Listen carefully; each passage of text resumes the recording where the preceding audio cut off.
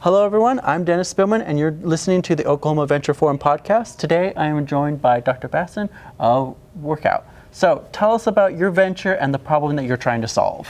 I'm the program director for the ENT residency program at the University of Oklahoma, and all our residents that we train have to abide by certain WorkOur rules. And this has been created and regulated by the Accreditation Council for Graduate Medical Education, the ACGME. And it's very important because once upon a time doctors used to work long hours, become exhausted, and there was potential sort of patient safety issues as well as their own doctor's well-being. So there are sort of mandated hours that they have to work.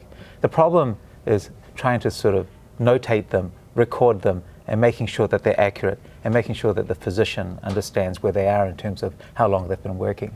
So we've created a real-time geofence location-based software application so physicians know how long they're working, where they're working, what rotations, and gives us a lot of information and data that both the physician and us, the people that monitor how much time that they're putting into their work, are aware of.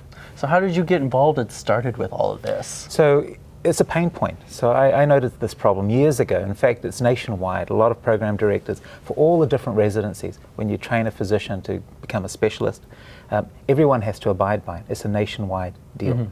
The methods that people have used to try to monitor residence hours have been from paper to Excel spreadsheets, all retrospective.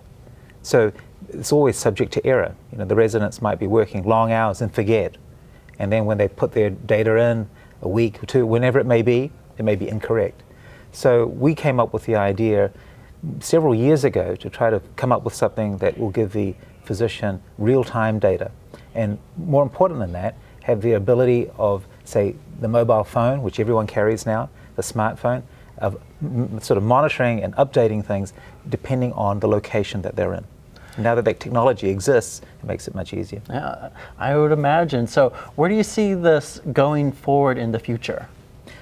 Well, I think physicians, when it comes to like monitoring or the general organization of how physicians work, the workforce sort of questions, have been a little bit behind in, say, other industries.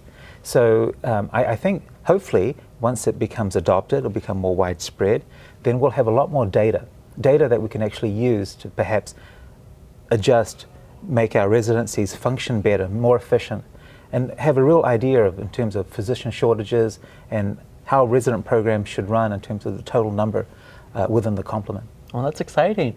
Well, before we go, I want to ask you one last question. And what's it like running a business here in Oklahoma?